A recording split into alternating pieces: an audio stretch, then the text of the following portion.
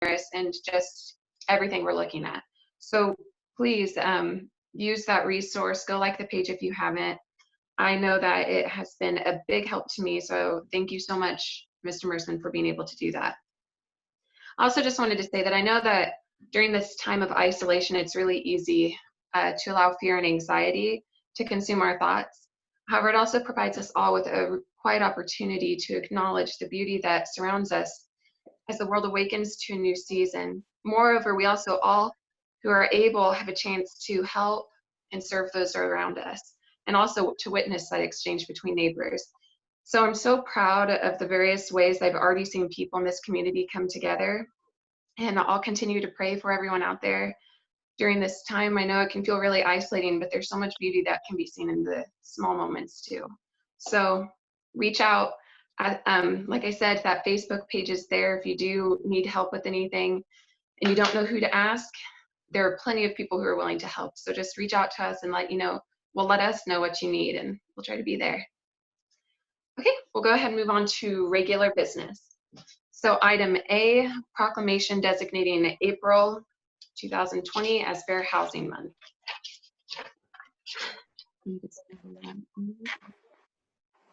The proclamation designating April 2020 as Fair Housing Month in the city of Garnett, Kansas.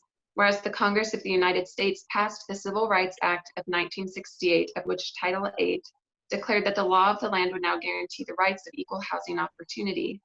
And whereas the city of Garnett is committed to the mission and intent of Congress to provide fair and equal housing opportunities for all. And today, many realty companies and associations support fair housing laws. And whereas the fair housing groups and the U.S. Department of Housing and Urban Development have over the years received thousands of complaints of alleged illegal housing discrimination and found too many that have proved upon investigation to be violations of the fair housing laws. And whereas equal housing opportunity is a condition of life in our city that can and should be achieved. Now therefore, I, Mayor of Garnett, Kansas, on behalf of its citizens, do hereby proclaim the month of April 2020 as Fair Housing Month, and express the hope that this year's observance will promote fair housing practices throughout the city. This is dated the 24th of March, 2020. Okay, we'll move on to item B, consideration of transient guest tax request from the Anderson County Corn Festival. Commissioner Gwynn, did you have any questions? I did not, and I see that the Tourism Board voted 5-0 to recommend its approval. Yes. Chris, did you have any additional comments to make on this? I did not, other than that I do expect some of our expenses to likely be less than what we had originally expected based on these developments.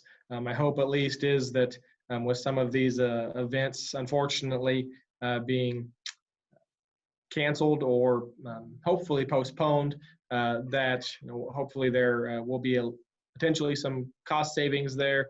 Not necessarily a good thing, but I know that's been a consideration based on the budget that's allotted there out of the tourism fund. On the same hand, though, I certainly do expect to see a significant reduction in our revenue going into that fund based on these developments as well. So, obviously we have a good cash balance sitting there. The revenue side of the equation isn't necessarily as concerning given the reserve that we have, but it is just still certainly a consideration to be aware of. Okay. Do you know of any events that have been canceled already that we've received or approved transient guest tax funding for? So the Women's Fair was still held. I believe Square Fair is, I can't recall if it's been canceled entirely yet. I know the chamber players that we fund did postpone their first shows. I'm hoping that they'll be able to still hold those at some point, not just have to do a cycle less of shows this year, but that's certainly something we still hope to be able to have. But likewise, I think they had already spent a lot of their planned resources on advertising. Square Fair is one that if it ends up getting postponed or canceled, there could be some potential savings there. But on the same hand, hopefully there's an opportunity that they might be able to hold it. But we'll have to see how things continue to develop. But I think that's probably the biggest one at this juncture that we might not have fully funded as what was expected. Okay. All right. Thank you. What about the first demo derby? Because that's True. coming up pretty quick. Sorry, the demo derby, I do believe should receive, it has been postponed. I think they are planning on trying to still hold it. So hopefully if that's possible, that they'll still be able to hold it. And I'm sure they'll still use those resources, same type of thing as possible for Square Fair. But certainly those events are being dealt a little bit of a blow with these developments. So we'll see if they're able to hold those or not later on during the year. Okay, thank you. And I didn't have any questions or comments on it either. So I would. Yep, I'll entertain. I'd make a motion to approve the transient gas tax request for the Anderson County Corn Festival in the amount of $4,500. Okay, and I'll second that motion. It's been moved and seconded. All in favor say aye. Aye. All right. There are 2 votes in favor, so motion passes. All right, we'll go ahead and move on to the discussion concerning camping ordinance. Now, Mr. Wilson, if you wanted to, I know that you had mentioned this in the last meeting, if you wanted to kind of explain what you're looking at here. So with the pipeline coming in and the construction down south on the highway, we've had an increased amount of phone calls about folks that are working on that are looking to camp for longer than 7 days. Currently, I think we've had 3 or 4 that are really interested. What has shoved them away was the fact that we don't offer sewer at our current camping. It's just electric and water only. We do tell them that, hey, we have a dump station, you can go dump. However, that's not something they're really interested in, but we are getting an increased amount of calls about various people wanting to camp longer than 7 days. The current ordinance only allows 7 days and then they have to move. Generally, in the past, if somebody's wanted to camp for longer than that, we say, well, in 7 days, you have to pull out, you have to park in a different stall, which can be kind of cumbersome. You have to unhook everything, pull out, and then try and reback it back into a stall, which is 1 stall over or 2 stalls over, which is kind of, to me, I don't think is necessary, especially if we don't have any campers next to them. This year, we had people wanting to camp before the campground was even generally open.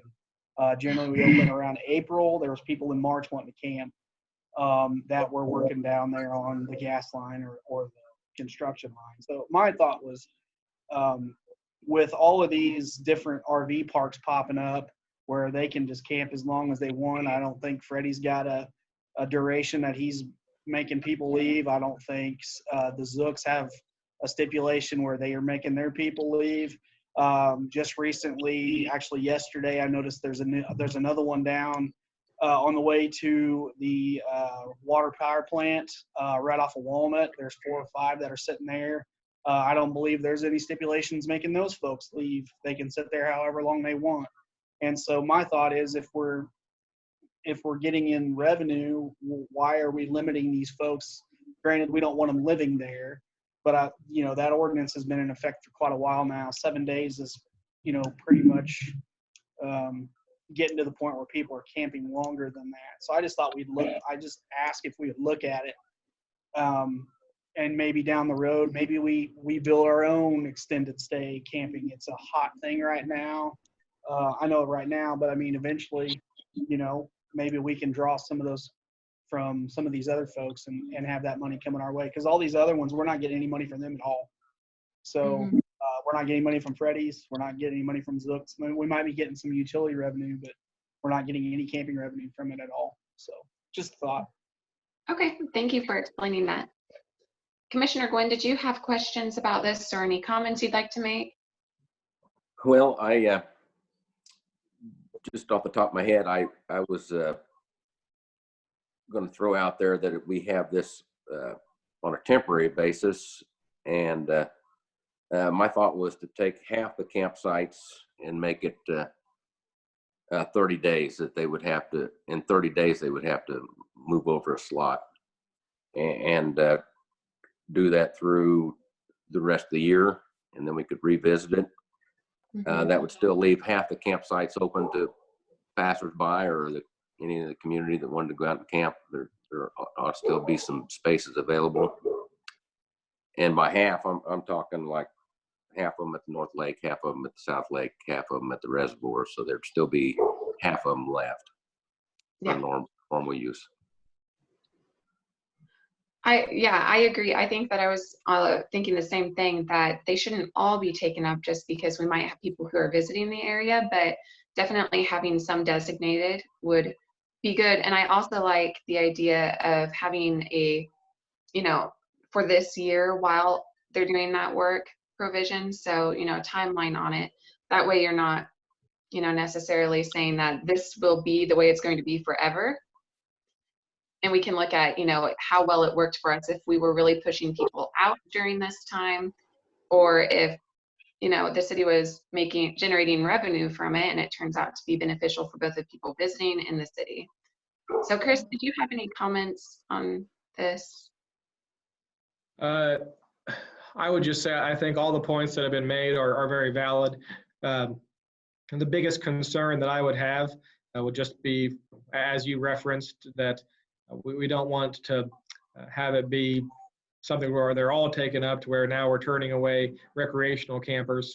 I want to make sure that we still are able to have it be, what it's designed to be, a recreational campground rather than a permanent RV park.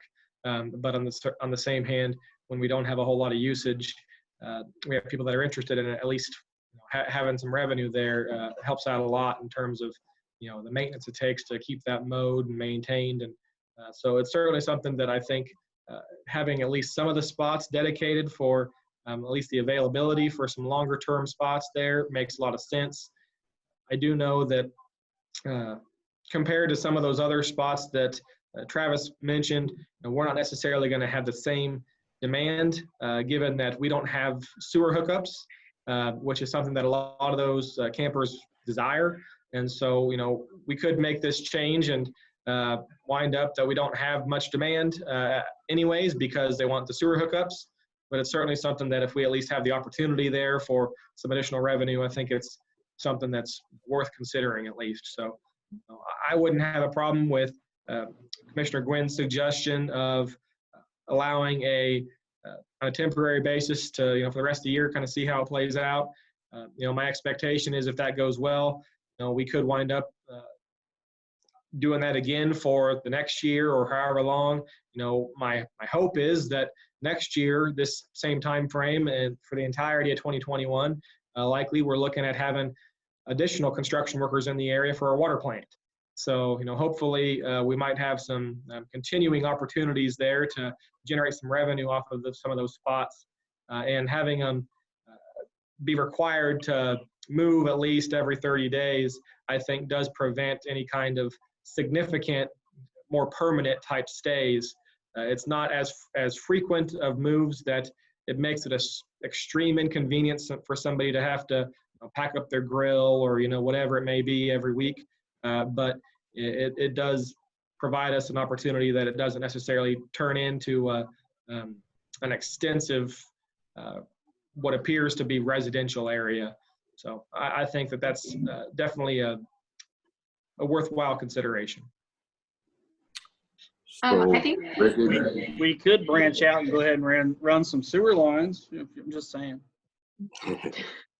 So Bridget, would you want city staff to draft an ordinance for the next meeting, and we'll take a look at that?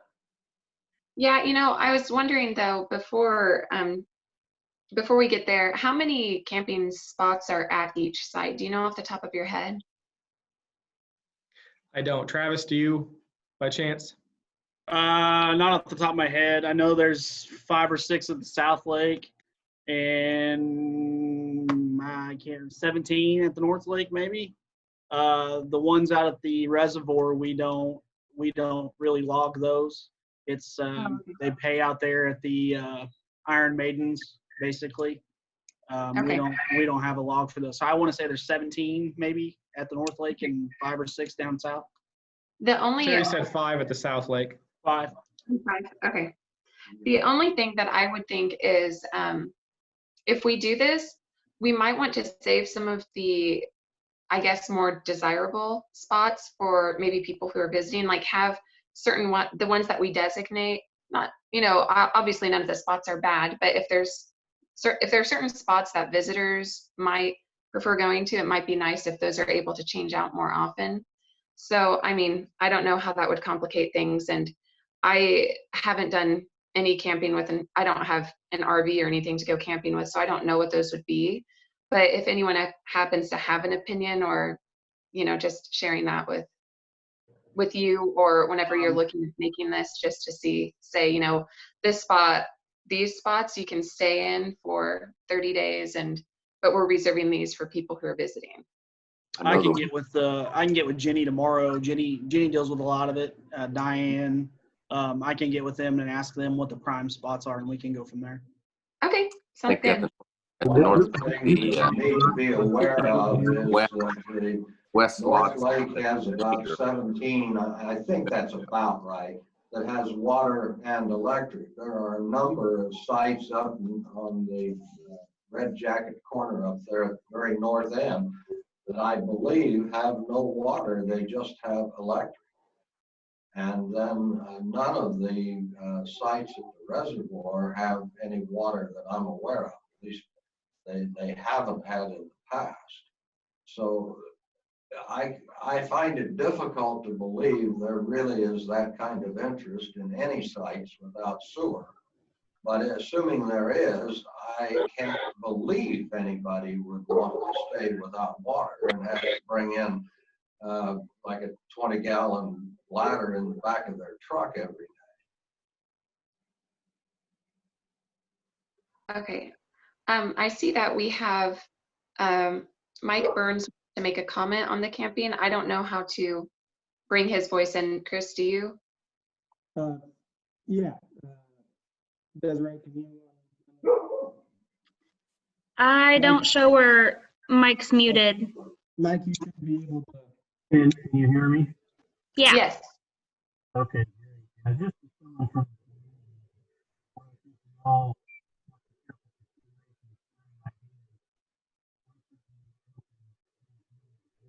I don't hear anything. Do you all hear anything? We can't hear.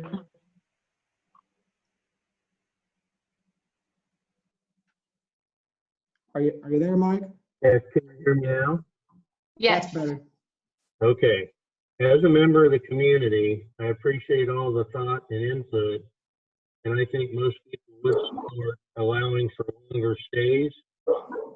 I do support keeping some open, as we always have in the past, for visitors, and perhaps the lack of adequate utilities would prevent them from wanting to stay in a very extended period of time.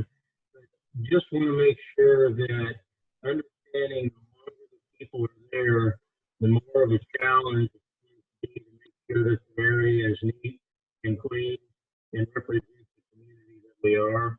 I think you're going to see at some of these other RV parks, and I visited with Nick and Freddie, and I know they're going to do the best they can, but when someone's in an RV and you're going to live there for, well, months, if not years, you already sometimes out at the Garnett Inn on those extended stays, you see that it starts to look, with all due respect, a bit undesirable. So I would just ask that for our city park areas that we keep that in mind for any extended See, I couldn't hear you, good, Mike. Mike, if you'd be willing I think the commission wasn't looking to make a final decision tonight anyways. We were looking at possibly an ordinance to consider. But if you'd be willing to visit with me over the next couple of weeks or shoot me an email kind of articulating your thoughts on it, I'd be happy to share that with the commission. You were breaking up pretty bad there, and it's difficult to get all your thoughts there. Okay. Thank you, sir. Thank you, Mike. Thank you. Was there anyone else who had any questions or comments? Okay, so far as I hear that it stands, the city is going to look into possibly drafting something, reaching out to people in the community who have any questions or comments, and seeing what we can pull up to look at our next meeting. Sound good? Sounds good. All right, great. So we'll go ahead and move on to the item D, regular business discussion on COVID-19 concerns in Anderson County. So Chris, did you want to go ahead and lead this discussion? Sure. I'll go ahead and mention here that we have both Dr. Ross Kimball and Mike Burns, who both were kind enough to join us this evening. I believe both had just some brief comments with regard to the recent situation with the COVID-19 outbreak and how that impacts us here locally. And so, Dr. Kimball, if you'd have any comments that you'd like to give real quick. Sure. Can you guys hear me okay? Yes. Can anybody hear me? Very good. Yeah, we can hear you. Chris asked me to join you guys tonight and kind of give my opinion on what's going on. I want to kind of second what Bridget said earlier, that JD is doing an amazing job as far as organizing things in the background. He's been communicating with me and has helped me find resources for the clinic as far as personal protective equipment and things like that. The other people that are doing a good job is Dr. Belcher, Tanya Ewert, and the people with St. Luke's. They're kind of preparing more for what could happen, and we need that. And they're not getting a lot of attention, or we're not hearing a lot in the community about them, but they're doing a lot of work on it. I expect it to get worse. So far, I'm waiting on test results from last Tuesday. We've got, last I saw, we'd tested 12 people yesterday morning and had 5 negatives back, but there was still 7 results from the week, and I think we swabbed 3 or 4 people just in our clinic yesterday and don't have results back. I expect it to get worse. I think people are doing a really good job of social distancing. I think there's places we can do better, and I think we need to emphasize it. To tell you how important it is, I canceled routine visits in my clinic, and it's something that wasn't very easy to do right now, but I think it's that important. We're able to do some telephone visits and video visits, which are helping, but it's not the same as being face to face. So I think some of the businesses and the restaurants are doing a great job of trying to provide services kind of out of the realm of normal, but we all have to try to do a better job too. Anybody have any questions for me? What are you had mentioned that you think that there are areas specifically that we might be able to improve upon. Do you have any in particular that you can think of off the top of your head that we might be able to help with? No, not. I really don't think so. I think it's Okay. more a community as a whole and just trying to do the best we can. Really what I see, and I see a lot of people that are trying to make adjustments to do things a little bit out of the normal, and ultimately we're still able to provide services to people just in a little bit different style. Okay, thank you so much, and thank you for all that you're doing. Any questions? I know. Thank you, sir. Thank you, sir. guys. Okay, can you hear me? This is Mike again. Yes, better. I switched approaches here, and kind of adding on to Ross. Yeah, we haven't seen anywhere near the peak of it, and I think all the businesses have done everything they can do, including us in the pharmacy, to try to make sure that we remain healthy and able to serve the community. And I know there was a discussion by a group earlier that Lynn County and other surrounding areas have went to a bit more stringent requirements in their community. I'm not saying that Garnett and our area is not ready for that, but I don't know that coming out and announcing in advance that we're going to do it for a full 30 days, being in healthcare, I'm going to err on the side of caution. But also, I think if we consider that, I would like to see us announce a 14-day with the ability to evaluate and extend that if needed. It's kind of hard if you say 30 days, it's kind of hard to then come out early and say, hey, I think we can pull back a little bit. And the reason that, and I know that Ross, you visited with some of our staff, and I'm sure you've seen that while we don't know, and I don't want to put out any false hopes out there, and we don't know for sure, but it seems extremely promising that some of the medication options that we have for treatment, they look promising. We won't know for probably another 10 days. What we have found out is that we know that there were 27 or enough doses of the hydroxychloroquine delivered to New York for 27,000 patients. Right now, they have approximately 25,000 patients diagnosed with COVID. And it seems to me, and I also happen to know there's 4 different manufacturers that are gearing up to make hydroxychloroquine as fast as they possibly can. What does all that mean? It means that there's probably something to this, that we are going to hopefully have something that will be able to treat it, not prevent it. We don't have we're not going to have a vaccine yet, but we'll be able to treat it. Our hope there is that we won't overwhelm our healthcare system and not have enough rooms and enough equipment to treat the patients. And I'm cautiously optimistic, but if and when we take a look at doing that, I would recommend that we look at a 14-day time rather than a 30-day. And Ross, I would be open to listen to what you have to say. I know you're seeing an increased number every day, but while we don't have what we know as a treatment yet, if it were to come out in the next 10 to 12 days that this is in fact a successful treatment, I think we could turn the tide fairly quickly. We would have to remain vigilant over the next 30 to 60 days. But, I think for our local economy, it might be wise to, put a 14-day with an opportunity to evaluate. So any other comments on that? I agree. I think short term better, and you could always reevaluate it.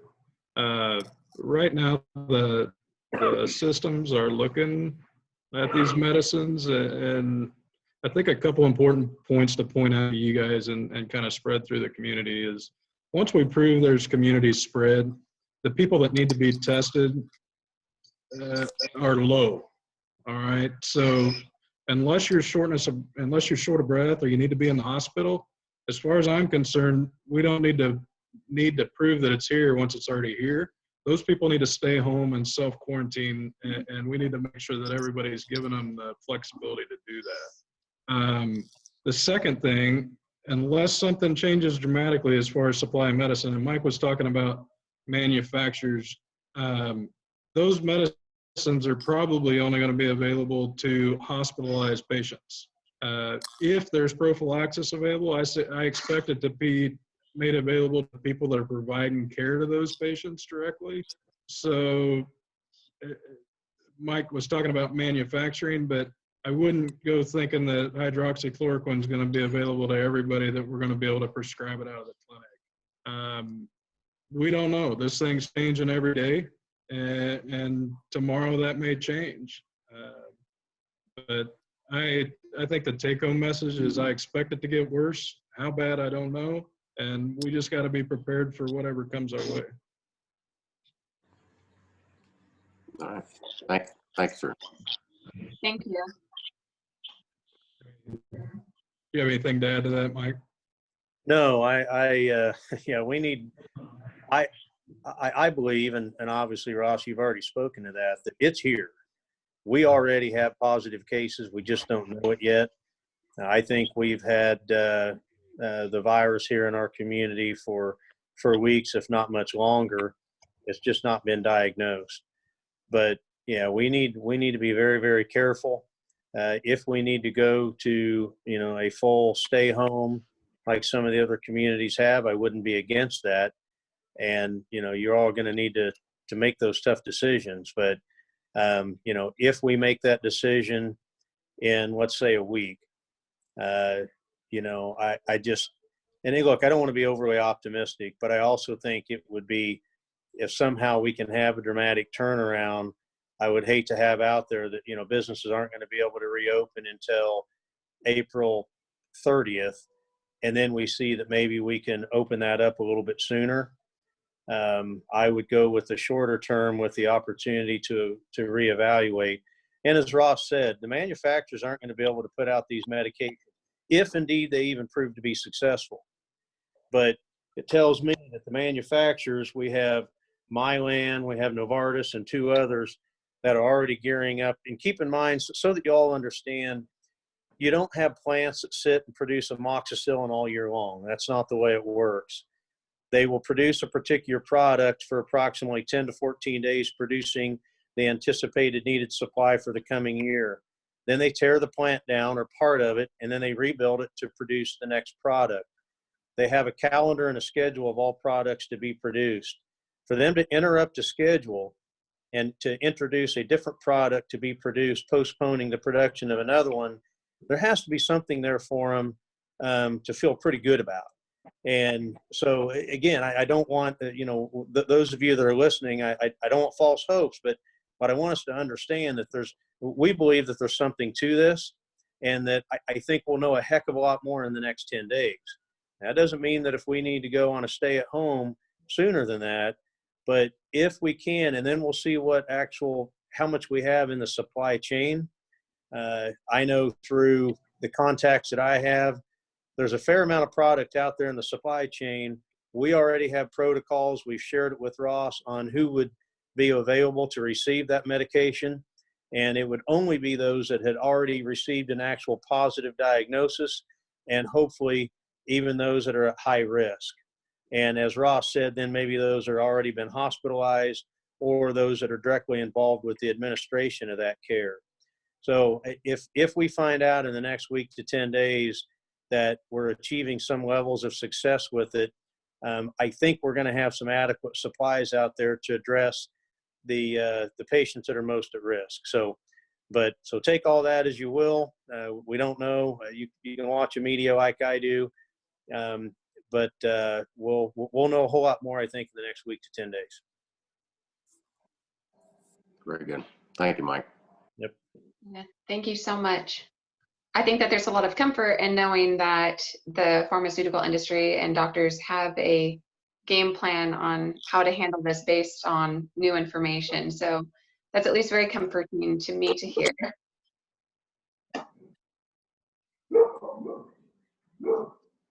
Okay, Chris, did you have any other questions or comments about this, or if the city is looking at doing anything additional than what you already have, or anything we need to? Yeah, I can give you just kind of a rundown of some of the developments here recently, as well as kind of what we've made some changes. And I appreciate your time, Dr. Kimball and Mike.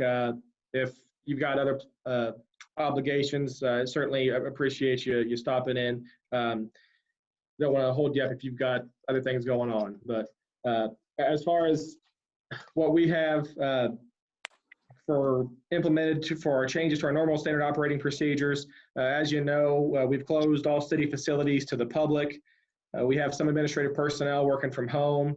We have absorbed all the costs of fees associated with electronic payments, trying to really push those measures, get people to use that instead of, coming in, paying with cash or check, whatever the case. The cleanup week and citywide garage sales, unfortunately, we're gonna have to postpone indefinitely. The county free dump week, they postponed that effective yesterday. So, with cleanup week, we certainly would, like to do that, but we need the county to work with us on that, because that's an expensive endeavor if if we had to pay for all that, all those costs. Plus, getting people to stay at home rather than going out and being in groups doing garage sales would certainly be advantageous. So we're postponing that. The fire department will only respond to the most critical of medical calls unless EMS radios for additional assistance. The police department is only responding now to animal at large calls if the animal is dangerous, aggressive, tearing up property. We're taking extra precautionary steps to keep our personnel safe, extra cleaning, extra sanitation measures, obviously the social distancing, trying to stay at least 6 feet apart. You can see Terry and I are spaced out here. We are taking multiple vehicles to job sites, obviously using extra fuel and resources, unfortunately, but rather than being cooped up in the same cab, we're trying to take extra precautions and take multiple vehicles. We're likely transition to additional staff working or responding from home, assuming that the pandemic does continue to intensify, and we'll try to rotate personnel and shifts when possible. Obviously, go to a much more flexible and work schedule. Still trying to have people working and being productive as much as possible, and in doing so, likely trying to rotate some of those shifts outside the norm. On March 17th, the governor ordered that all utility providers not under the KCC's jurisdiction, which would be us as the city, temporarily suspend disconnecting service for non-payment. We have the directive covers electric, gas, water, and internet. It is effective until May 1st, so we are no longer disconnecting people from utilities for the time being.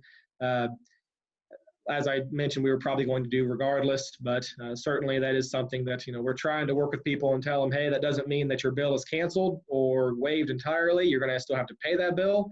It's just you're not going to be shut off within that time period. She very well could extend the disconnection period in the event that this continues, but at the end of that, people are still going to be responsible for that bill. So that's certainly something we're trying to let everybody know. So if they get hit with a big bill at the end of this, it's not a surprise.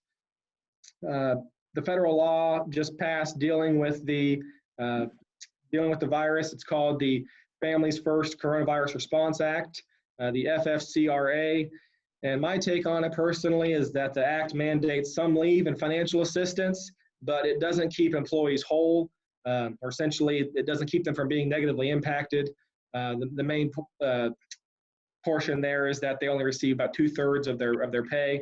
It doesn't anticipate month-long directives like the one that Kansas City and others have just recently issued, and it doesn't provide reimbursements to states or political subdivisions thereof, which would be us. It does provide a financial reimbursement provision there through a tax credit for private industry, but it does not for governmental entities. So that's certainly something that we're going to have to still bear the burden of.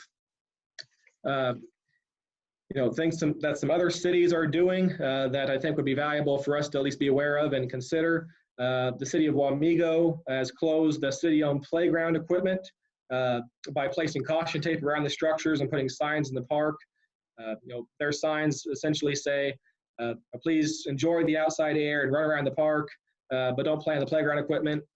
There's lots of options for outdoor play and trying to promote that. We want people to get out. We want people to be outdoors and enjoy the Kansas rural outdoor weather when it's nice.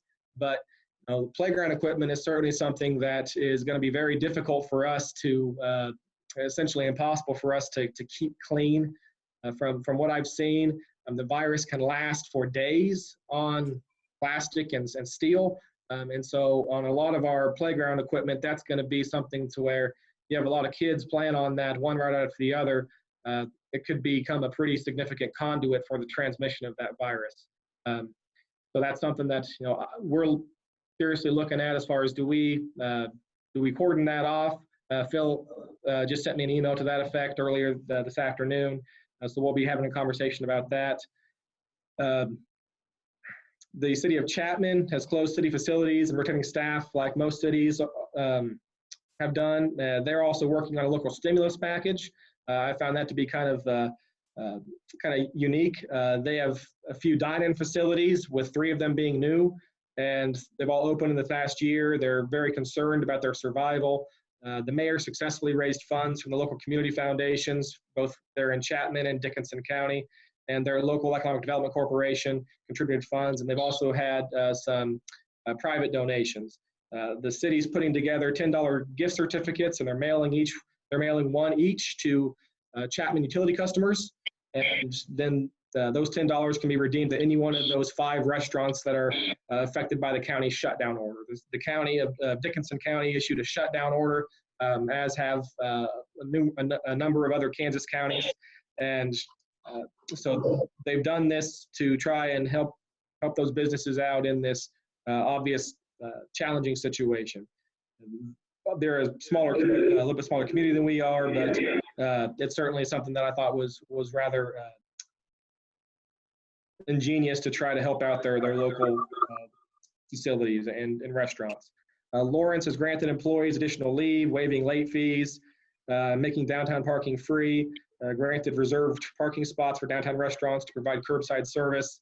Ottawa hasn't closed City Hall yet, but both it and their PD lobby have glass and barriers up, dividing the lobby from staff areas, and they're conducting meetings via video and staggering staff. So, really most cities have closed their city offices. They're rotating staff and trying to do a lot of the same things that we are.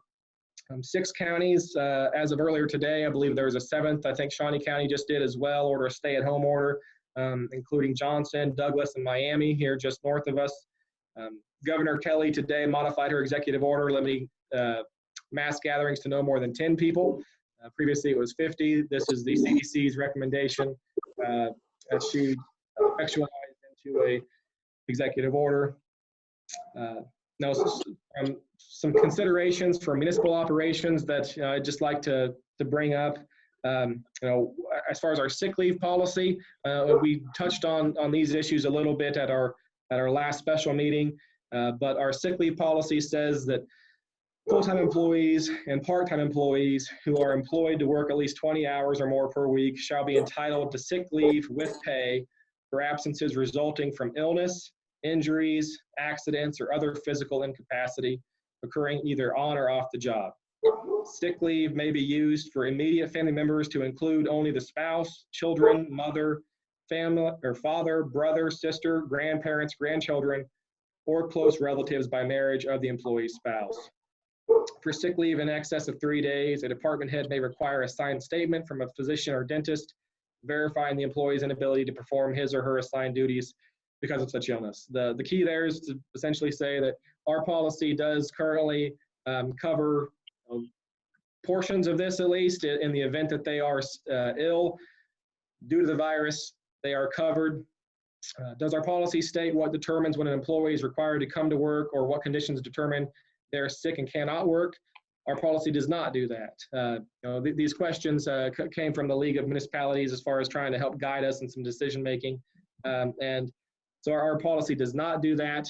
These guidelines are provided, however, through the new FFCRA, the new Federal Care Act, or Response Act for the coronavirus, which essentially state that they are to be offered this emergency sick leave or sent home with the recommendation of self-quarantine from a federal, state, or local order.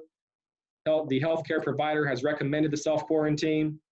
The employee is experiencing symptoms of the pandemic virus and is seeking a medical diagnosis. The employee is caring for a son or daughter of such employee if the school or place of care of the son or daughter has been closed, or the child care provider of such son or daughter of such employee is unavailable due to the pandemic virus COVID-19 precautions. The employee is experiencing any other substantially similar condition specified by the Secretary of Health and Human Services in consultation with the Secretary of the Treasury and Secretary of Labor. This is all in the material that I previously provided, so hopefully you had an opportunity to look over that. But those are the situations in which we're going to have somebody utilize this federal law. Can some of our employees work from home if they do not have to physically be in the office? Some of them can, yes. And how do we determine work from home options? And do we have technology in place to manage telework? if we can still be productive and conduct business for the position in question while being out of the office, we try to do that. We are making some progress on some other needed technologies. We were just working yesterday to get a VPN set up so that way we can have more people work from home and more people telework. So we're definitely working on trying to get us to where, at least especially with administrative staff, that's more of an option. Because certainly, as Dr. Kimball referenced, if we end up getting people sick here in the office, we need to be able to send them home. But if we have it widespread in the office, we still have to be able to conduct some business. So, hopefully Travis and I can at least work from home and get some stuff done, even if we are sick. So how will the city handle utility billing and payments? We are still accepting payments via the drive-up window, Dropbox, over the phone, and online. In the event it becomes necessary to shut down City Hall entirely, which I hope is not the case, but if it does, the drive-up window option will be unavailable until staff is able to return. But we certainly hope to be able to avoid that situation and keep the office staffed and be able to provide that drive-up window option. Chris? Yeah. Do you happen to know if the credit card fees for paying online are going to be waived? I know it had been kind of mentioned. Yes. Okay. So we have went ahead and worked with our payment provider to, now the city is absorbing all of those fees that are normally passed along to the customer. So any fees that were normally assessed, now the city is paying. Okay.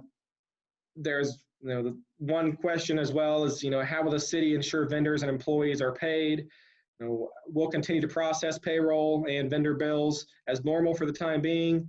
In the event that City Hall is shut down entirely, additional measures will be established to ensure the safety of our financial infrastructure. In the event the commission is going to be unable to meet for an extended period of time, hopefully, again, that's not the case.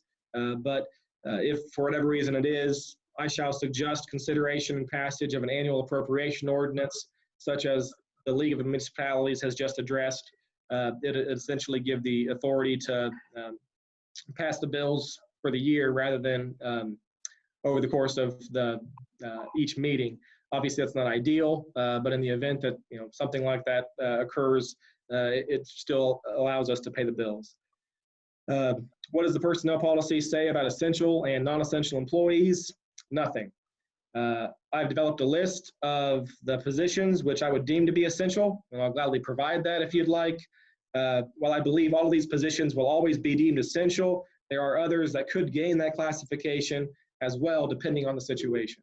For instance, if we have a major tornado come through and wreak havoc, we're going to have other departments that are deemed to be essential in that situation than what I have here, what I came up with currently.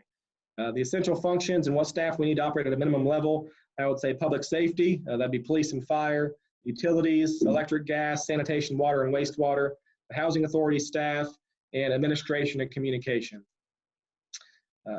As far as the financial implications from the FFCRA and what decisions do we need to make, or you as a city commission, I'd say that this paid leave does not represent an added budget expenditure, as the budget payroll expenditures have already anticipated payment for time worked. Obviously, we will be losing productivity by having people home rather than working, but it's not an extra budgeted expenditure. There are some decision points here.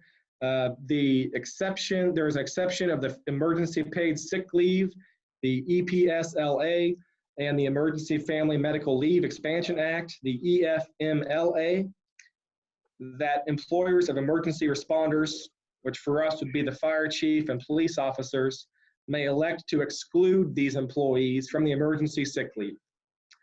My recommendation would be to ignore the exception opportunity and include them, obviously trying to maintain staffing as well as possible. Again, those two acts essentially provide us the ability to say, hey, you're a police officer or you're the fire chief. We can't afford to have you go home and self-quarantine. We need you on the job, so we're not going to grant you this leave. We have employees, if we have employees utilizing either of these leave acts, the EPSLA or the EFMLA, and the caps are imposed. I sent you documentation in your packets, as well as I sent out a pretty easy to read diagram here just recently that kind of breaks down the different acts and what those caps are. But if we have employees utilizing either of these acts and the caps are imposed, the daily limits and maximum aggregate amounts will create shortfalls for employees. The shortfalls can be addressed by use of accumulated sick and or other leave of the employees, or by the provision of additional leave granted to the employees due to the pandemic. So if the city elected to say, hey, you've exhausted all of your Emergency Medical Leave Act days, we're going to go ahead and give you extra days. You could do that, or you could decide we're not going to do that, and you have to then follow what the rest of the law is. The additional provisions that the city could consider would include leave advancement for employees without sufficient leave balances to be repaid as sick and or vacation leave is accrued in the future. If somebody runs out of leave, we could grant them an opportunity that, hey, we're going to let you go negative. We're going to let you, go 40 hours into the negative so that you can, repay that with additional leave accumulation in the future, or a leave accrual. We could grant emergency sick leave pay equivalent to the employee's full rate of pay. Instead of having that be at the 2/3 rate, we could say, hey, we're going to honor that 100%, even though the law only requires us to pay 2/3. We could say an alternative percentage rate of pay. Instead of 2/3, you could give 3/4 or whatever percentage you want above 2/3. My recommendation at this juncture would be to revisit this topic at our next commission meeting after your consideration, thinking about these options. And at that juncture, we may have employees utilizing these acts at that point. We don't have anybody utilizing these acts at this juncture. The acts don't actually go into effect until April 2nd, I believe it is. So we have a little bit of time there, and certainly we could hold a special meeting if something came up and we needed to make a decision a little bit quicker than that. But I wanted to make sure at least put that out there as far as informational. I did have a couple questions real quick based on some things that have came up here recently. We had a solicitor come in wanting to get a vendor license to go around and sell door to door. That's something that we normally allow and sign off on. Just wanted to get your thoughts on if we wanted to just continue to allow that business as usual, or if we wanted to, given this situation, if we wanted to adjust how we normally handle that type of situation. The other one was a vendor permit. I know we've discussed vendor permits in the past. We don't currently have any vendor permits, like food trucks and whatnot. But I know we had here recently, we've had food trucks come into town, and certainly glad to have them come to town. But that's something that, do we want to require food vendor permits? At least consider that. We have businesses and restaurants obviously struggling a little bit, and so how do we, we could just continue business as usual, certainly, but I felt like it was a discussion topic to at least bring up and have some conversation about. I would personally like to see a vendor permit, so these people come to our community to do business. All of our businesses have operating expenses locally, and an outside vendor to come in here and not have any expenses pertaining to that doesn't seem fair to our local businesses. Okay. I think that the key thing to consider right now too is, just given this time, do we want to currently allow that? For me, when I think about someone going door to door, especially with populations that are more vulnerable, I'm not really comfortable with that, because you don't know where they have been, where they have traveled to. Because, I mean, my guess is if they are coming here, then that means they might have been from the city. And so now they're coming down to this area. So if, you know, I don't know how exactly I feel about that. I think that, you know, your house is supposed to be the place where you are safest, at least, if you're self-isolating. And it, I mean, sure, if you know that you're sick, you wouldn't necessarily open the door. The problem is you don't know if the person coming to your door has exposed themselves. So it just seems like during this period of time, it's not the smartest thing to say, yeah, I think we should be going door to door. Here's a permit. I don't know, that just, that sounds kind of contrary to what we're trying to achieve and keeping people by and large safe, I guess. So social distancing, we're just inviting them to their doorstep. Yeah. I would completely agree. And that's why I brought the point up. I felt like it was worth considering. Do we suspend the issuance of solicitor permits for the time being? I don't. Yeah, I think that's good. Okay. Terry, do you think there needs to be any kind of official governing body action on suspension of that? Well, it probably wouldn't hurt. I think it would be adequate just to have a motion directing that it be suspended for whatever period of time. Right now, I think we're under 30 days. It's going to run through the 16th of April if the governor doesn't extend it. So I think there's some justification on that basis. It probably could be done administratively, but it's clear that the governing body would have that authority, so why not? Okay. So if you would be so inclined to make a motion to suspend the issuance of solicitor's permits until at least the end of April, I think that would be appropriate. So moved. Okay, so we're Commissioner going Yeah. to suspend the issuance of solicitor permits until the end of April, and I will second. So it's been moved and seconded. All in favor say aye. Aye. Okay, it's 2-4, so motion passes.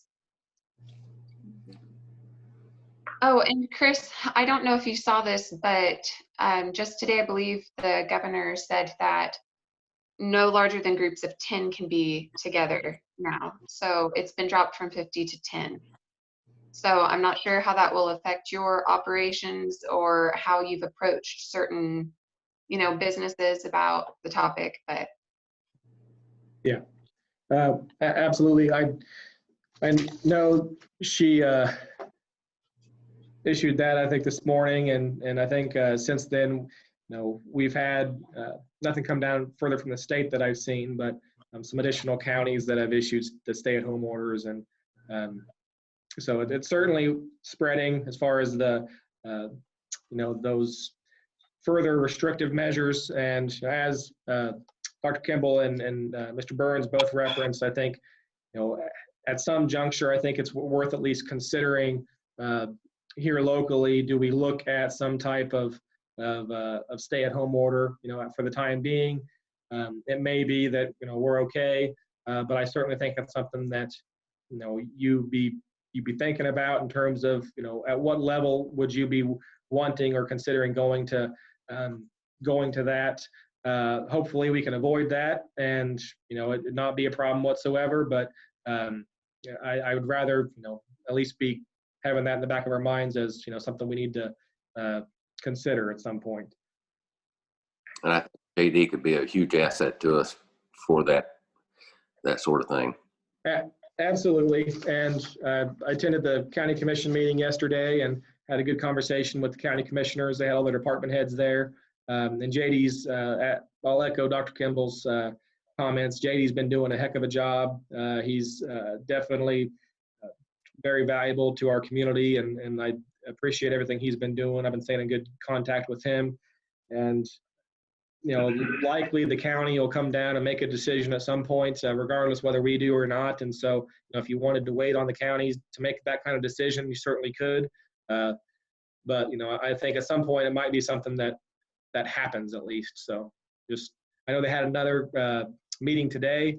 I wasn't able to attend their meeting today or to visit with Julie and see what came of that, but I'll try to do that tomorrow morning and see what came of that county commission meeting yesterday. So I'll stay obviously in contact with JD and apprised of what's going on over there. So I think that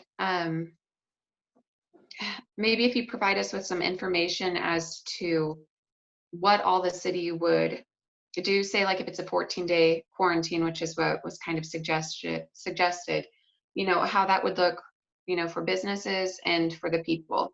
I know typically they say you can go out for essential needs, so like groceries or going to the doctor, even going out for walks tends to be okay. But I think that having something to outline what that looks like, knowing that there have already been at least 12 people who thought that they might have it, and there were 12 tests sent out. Granted, they said 5 came back negative, but as we've seen with numbers across the country, it tends to just all of a sudden start exploding, the numbers. So, I mean, I would like to see more about how that would look for the city, and how we might be able to do that, because I think the ideal thing is to try to get ahead of it. And if, the pharmacists and the doctors are saying, well, I see a real need for, or it's a real likelihood that we should be looking into this, then I wouldn't take that lightly. They're the ones in the front lines, and it's not like we need to try to stress the system more by waiting until the last minute until we have a lot of confirmed cases to, I don't know, make the decision.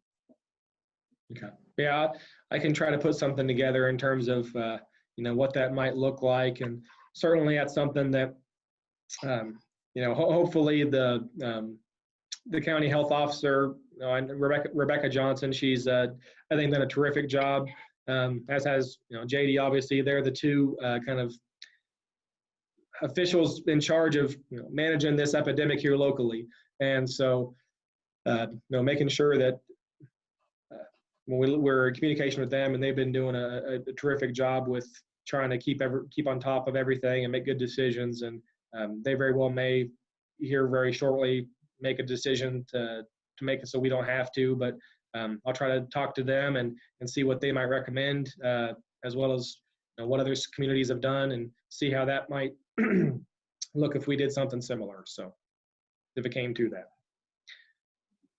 Thank you. All right. Okay. So are there any other questions, comments, or concerns at this time? No? Okay. No, So we'll go ahead. I want to thank you guys for giving Mike and I the opportunity to talk, and I'm going to get out of here, but you guys have some big decisions to make, and I think it's really important to remember your leaders of the community, and people are going to follow you. So if we panic and make decisions that everybody's going to follow right behind. So I would base your decisions off of fact and evidence, and not necessarily follow the lead. And JD and the docs at the FCC and Mike and any of us are available anytime if you have any questions or if we can help at all. But I appreciate your time and asking me to talk. So. Thank you so much for participating. Yep, thank you. Thanks, sir. Thank you. Yes, it's good to be proactive. Need to try to be, at least. Okay, so we'll go ahead and move on to regular business item E, consideration of semi-monthly bills and payroll in the amount of $139,316.51. Commissioner Gwynn, did you have any questions? I called in and got my questions answered. Okay, good, and I did not have any. So I will go ahead and make a motion to approve the semi-monthly bills and payroll in the amount of $139,316.51. Do I hear a second? I'll second. Okay, it's been moved and seconded. All in favor say aye. Aye. Aye, there are 2 in favor, so motion passes. All right, informational items. city manager's report. Chris, did you have anything you'd like to add to your city manager's report? I just make a brief comment. Richard Stead, the city manager for Ottawa, is currently cooped up under a self-imposed quarantine as he recently returned from the National League of Cities conference in Washington, D.C.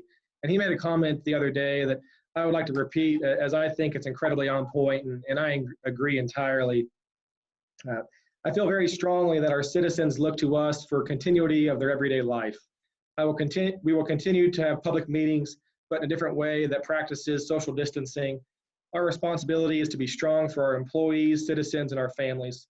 You are all doing what you think is right for these people. There are no right or wrong answers. Every one of you has to find your way of leading. And these are obviously very challenging times with challenging questions to be answered and problems with no easy solution. I appreciate each of you for your thoughtfulness and dedication to serving our community during such a period. I would also like to thank the Garnett community and all of our local businesses and residents who are trying their absolute best to try and prevent the spread of this virus. Many even putting their own economic well-being at risk. We all need to pull together as a community while keeping our distance and support each other. Call in and carry out orders at our local restaurants or businesses. Order gift cards from them that you can use at a later date. Let's continue to try to patronize these businesses as we want to make sure they can survive just as we will.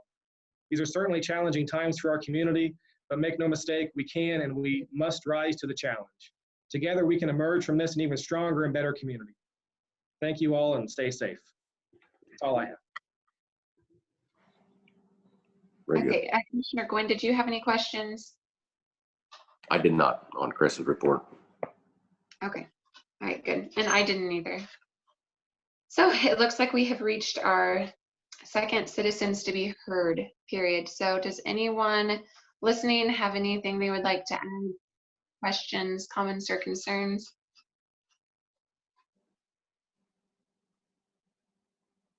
Okay, I don't think that we have received any as far as I know. I don't see any on here. Let me just double check. Nope, I don't see anybody on here that requested to speak. All right, Chris, just based on everything that's saying, I'd like to see you sooner rather than later pull together that information on what it would look like, for a 14-day period. If we need to have a special meeting or something to approve it, then that's what we do. But I think that I feel like the right thing is to try to be proactive, because they say that getting ahead of overwhelming the hospitals with sick people and given the demographic of the area, I think that it's really important that we look into it. So, the sooner you can have those conversations with people and get back to us, I'd really appreciate it. Okay. Okay, sounds good. Greg, do you have any more comments that you'd like to add? No, the only thing I'd like to say is, city staff and city commissioners are praying for the community, and hope everybody gets through this the best they can. And I think the more we follow the rules and restrictions, I think that's for all. And I think together we can make it through this. So that's all I got. Absolutely. Thank you. All right. Well, thank you so much for everyone who decided to tune in and listen. And thank you for figuring out how to make this Zoom meeting happen, everyone in the city. So the time is 7:17. So we'll go ahead and I'll make an motion to adjourn the meeting if I hear a second. Second. Okay. It's been moved and seconded. All in favor, say aye. Aye. Okay. Thank you all. Thank you. Have a good night. Thank you, everyone. Have a good night. See ya.